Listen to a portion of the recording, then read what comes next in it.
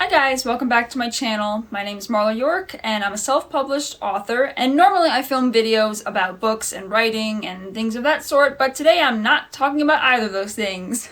I've said in previous videos that I want to start talking more about other things that interest me, so today I'm doing what is called, I guess, the How Cruel Is My Makeup Bag challenge or tag, or I don't know what it's called. But I originally found this video on Hannah Witten's channel, and she is more of a lifestyle type person.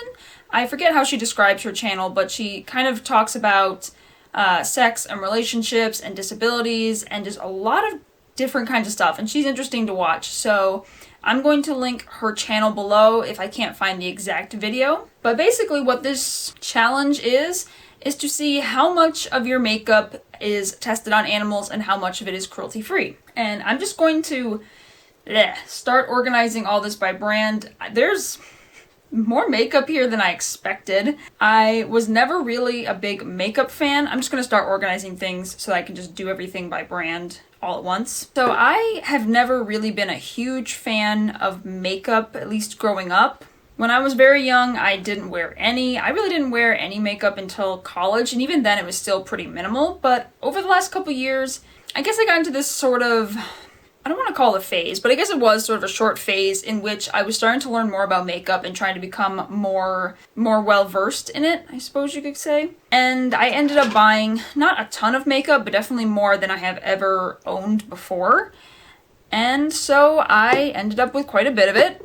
And one of the lousy things about makeup is you don't know if you'll like it until you buy it and bring it home and then realize that you don't. But since then, I've strayed away from caring that much about makeup, or at least having a bunch of different products, a bunch of different brands. I don't really care so much. I'd rather try to slim down my makeup collection and only have things that are items that I use all the time, and preferably brands that are cruelty-free. They don't necessarily have to be vegan, but I mean, that would be a nice addition. And one of the reasons I'm doing this today is because lately I've been on a decluttering binge, and this is something that goes in spurts for me. There'll be times when I'm just like, you know what, I have too many clothes, or I have too many of some things, or this house is looking cluttered, this room is looking cluttered, and then I end up just going on these cleaning jags. And I really do enjoy it. I mean, cleaning itself isn't that much fun, but I like seeing things get clean. My desk is already so ridiculously cluttered. And another reason, there are a few reasons. There's quite a few reasons in my head that I decided to film this video. I've been watching a lot of zero waste YouTubers, and I think living truly zero waste is pretty much impossible in modern society. But I really like the idea of less waste and trying to be more zero waste, and also minimalism. So I don't know if I've talked about this in previous videos. Maybe I have, but I just don't remember. I don't think I could ever be a true minimalist, but I'm trying much more to definitely cut back on things and to really be more mindful about things that I buy, and also, and in that, I guess in that same sense, also reduce waste. Okay, I'm not going to work on tools or anything today. I'm just going to focus specifically on makeup products. So that can go in the little box. And there's a part of having too much stuff that really brings a lot of anxiety and stress to me. I don't ever consider myself someone who's really big on material things. I don't like owning a lot of products, but it is nice to own things. I mean, we can't really deny that sometimes it feels nice to buy yourself something every now and then, but I'm trying more and more to ask myself, do I really want this? Do I really need this? And how much use is this thing going to get? I think together or all together these things just sort of go hand in hand. I know I've mentioned in previous videos that nature and the environment and animals are all very important to me. So I would rather support makeup brands that are cruelty-free, because I don't think that testing on animals is a good thing to do. There are definitely alternatives to testing on animals that are in some cases cheaper and faster and more effective. And I actually have the computer behind me so I can refer to some things. So on crueltyfreeinternational.org, alternatives to animal testing that they have listed are using cell cultures, human tissues, computer models, volunteer studies, and stuff like that. Like, there are definitely other ways that we can simulate what a product might do on a human body. And one thing I've always wondered is why are we still testing products on animals if we already know what the result is? If I know that all of the ingredients that go into this product are safe to use on humans, wouldn't that already mean that all these same ingredients that appear in a similar product are safe? Like, do we need to really keep testing on animals if we know what the chemicals will or won't do, if they'll have an effect or not? Explain that to me in the comments if you happen to know. Why do we keep testing on animals if we already know more or less what sorts of products or chemicals, ingredients are going to be harmful on humans? So like I said, this whole thing is twofold because I definitely have more makeup than I ever expected, or at least young me would never expect me to own this much makeup. And I would like to use up things that are still good, throw away, or try to utilize in some other way things that are no longer good, and then try to keep my collection at a minimum. I'm not really enticed to continue buying or to go in makeup stores because it just doesn't, I don't know, it's just not a big interest of mine anymore. But the one quandary, as I was just talking, that came to mind that I remembered previously, is I hate just having to throw things away. And so makeup does have a shelf life. You can't keep the same products forever, especially after they've been opened. So it really depends on the product, how long its shelf life is, and I'm like 100% sure that some of these products have been around for months or years and are probably well past their best by date, so they should be thrown away anyway. But then I feel bad because I'd like to utilize them in some way. I'd like to try to use them up if I can, but if they're not good anymore, then should I really be using them? Probably not. So that's where the quandary comes in. I don't like just throwing things away when there's still product in them, but I don't necessarily want to use something that might be harmful. You can tell I like this eyeliner and use it a lot. I think this is the same as this guy.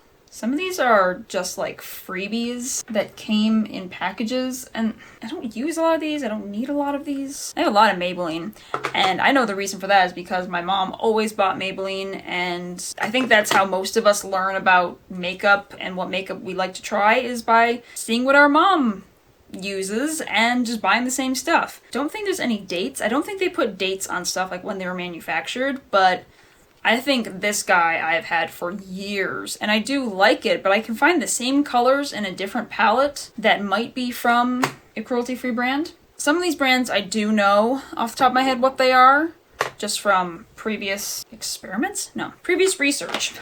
We'll see how much I end up with when we're done.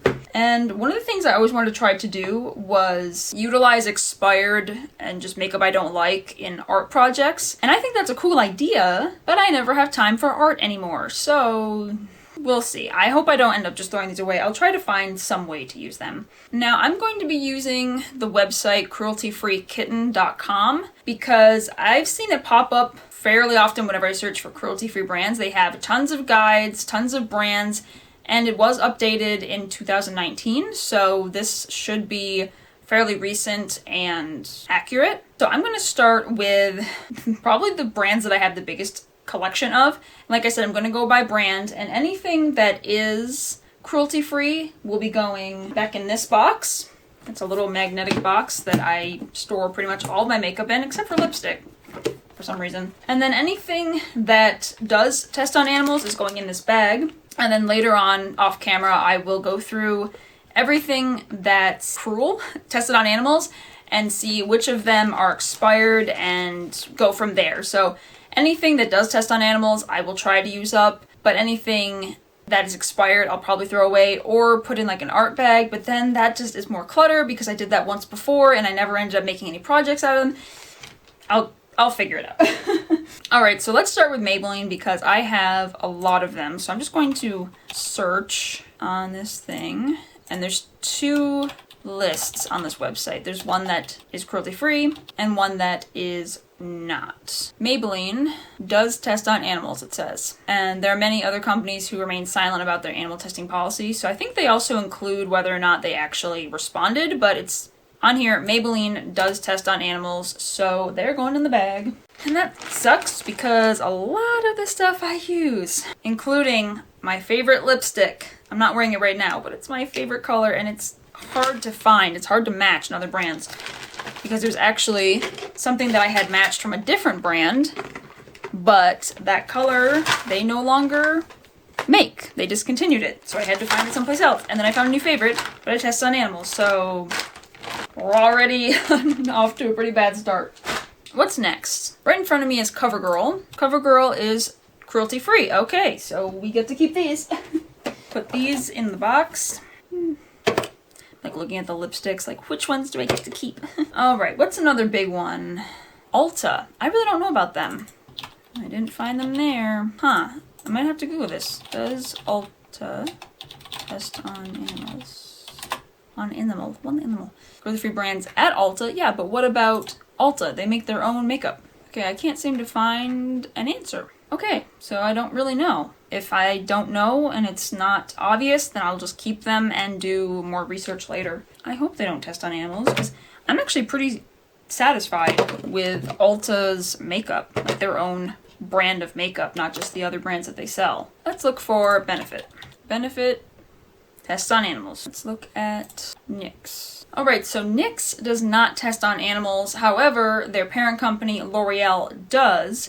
And that's where the kind of weird gray area comes in. If you really, really didn't want to support brands that test on animals, then you probably wouldn't support their parent companies. But for the sake of my purposes, I'm just going to focus on that brand exclusively. So NYX does not test on animals, therefore I will keep these products. I know I have a L'Oreal something somewhere. Do I? Yeah, here's one. Okay. Okay, let's look at Urban Decay. Alright, same deal. Urban Decay itself is cruelty-free and Leaping Bunny certified, but their parent company, L'Oreal, still tests on animals. Alright, well, at least I get to keep these. Why do I feel guilty even for saying that? I'm gonna feel guilty about this. Like, you know what? At least I'm aware of these things, you know? And it's the guilt that makes me try to be more aware and, what's the word? Mindful about the brands that I support and the things that I do, so let's just chill out with the guilt. It's been a very, stressful week, so that's probably the reason why I feel this way. Alright, NYC. NYC does test on animals. Okay, well, I wasn't really using this anyway. Revlon does test on animals. Woo, where are you going? Prestige? Let's look at you because you're so eager to run away. Feeling guilty, are we? Prestige does not test on animals. I spoke too soon, I'm sorry. Rimmel London. They test on animals, okay. Bye! Next, Neutrogena. Something I can literally never spell unless I'm actually looking at it. They do test on animals. For some reason I thought they didn't. Dang, that sucks. Don't worry guys, we're getting down to the wire here. It's just like a couple randoms that are by themselves. It Cosmetics? L'Oreal owns a lot of companies. Okay, It Cosmetics does not test on animals, but they're owned by L'Oreal. Give me all these gray areas. Burt's Bees, I think we should all know the answer to this. According to their website, they don't test on animals. Leaping Bunny on our Leaping Bunny seal? I could have swore. Yeah, okay. They're good. Lancome. Lancome. I say it like a hick. Test on animals, and they're owned by L'Oreal. That's a double whammy right there. Did anyone watch that whammy? Julep? I don't really know this brand. There's a bunny on it. Julep is cruelty-free, and their nail polish is 100% vegan. Good to know. Pure is the last brand. P-U-R. Purr. Pure Cosmetics is cruelty-free and does not test on animals. Cool. Had to restart my camera because we just made it in the nick of time. So, let's see the results. I mean, I feel like it was a little 50-50. I would say one of the downsides is that one of the brands that I use the most, Maybelline, tests on animals, so a lot of the products that are in here are Maybelline. So that's all the cruel brands that I should not support anymore. However, I did get to keep quite a bit of stuff. So, a lot of stuff that I do like. The only one I couldn't figure out was Ulta. Not sure if they test on animals. Maybe I should just Google that real fast. Like I did with all the other things. We checked in this matter policy that Ulta branded products are not tested on animals. According to Twitter? Ulta Beauty on Twitter. Alright, they said on their Twitter that they don't test on animals, so that's good, because I like their stuff. Yeah, like I was saying, I made off pretty well. It seemed about 50-50, so, I mean, ideally I would want to have 100% products that don't test on animals, and being vegan would also be nice, but it's not like a must-have for me. And I feel like in the beginning of this, maybe I rambled a bit. Part of the reason that I wanted to do this was, like I said, I care about animals and the environment very much, and I'm trying to be much more mindful about the products that I buy and use, how I dispose of them, and just not buying so much stuff that I don't use and ends up getting thrown away and just being more waste. So all of this, in my mind, the reason behind me filming this video was a lot of things that have to do with my interest in zero waste, lifestyle, minimalism, and, you know, the environment. And altogether, I just want to support brands that are more eco-friendly and green and care about the environment, and not support brands that don't, and ideally try to buy things that are packaged in, you know, eco-friendly materials or no materials whatsoever, like places like Lush that have no packaging on a lot of their products, or their packaging is recyclable. I almost feel like me talking about being eco-friendly, being sustainable and stuff like that could be its own video in itself, but this is just part of that. I'm trying to take a little bit more of I hate saying this because I'm not a true minimalist and I'm not a true zero waste person, but I'm just trying to be a more eco-friendly human being. I guess that's the only way I can describe it. I'm running out of synonyms for someone who gives a shit about the environment and their purchasing habits reflect that. And that's the kind of person I want to be. And now when I look at stuff, I consider, okay, do I really need this object? Do I need this in my house? Am I going to use it? Or is it just going to end up being clutter and something that I have to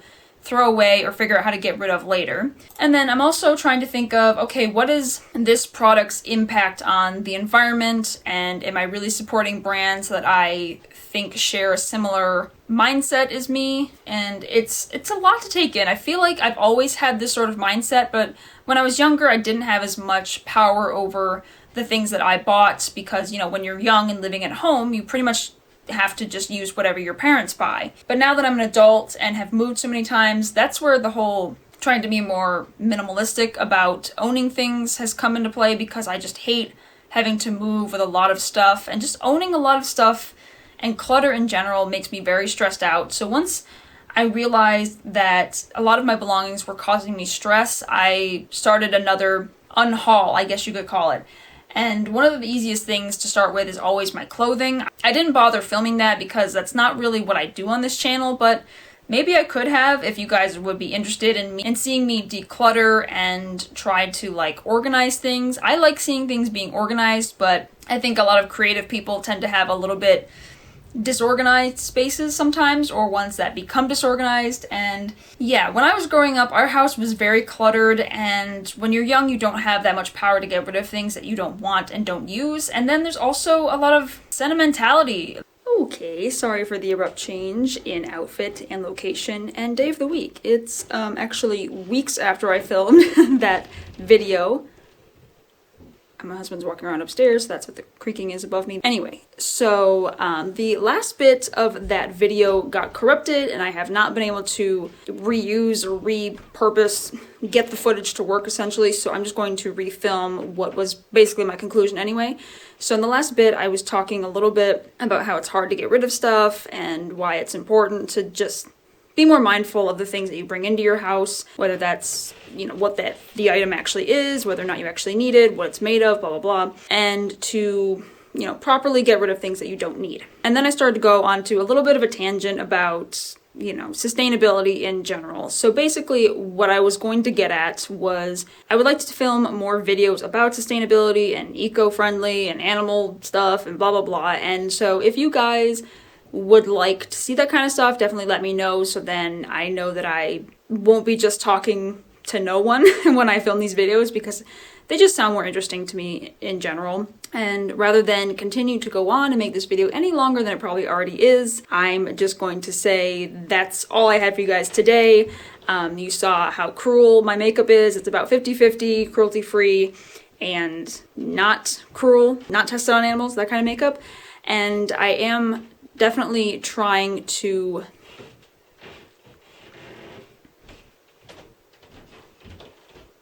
oh my god, why did I choose to film in this room? In the future, I'm going to continue to be more mindful about which brands I support, and that means only buying from brands that are cruelty-free. And by filming this video, I didn't want to like call any brands out or do anything stupid like that, but anyone can choose to buy from whatever brand they want to. But for me personally, it's just important that I buy from brands that are cruelty-free and ideally sustainable or package things properly, you know, that kind of thing. So if you thought this was interesting, then give it a like and subscribe if you'd like to see more stuff like this. And that's all I'm going to say today, because I need to go finish editing this video so that I can get it uploaded? Yeah, this coming Wednesday. So until next time, see ya.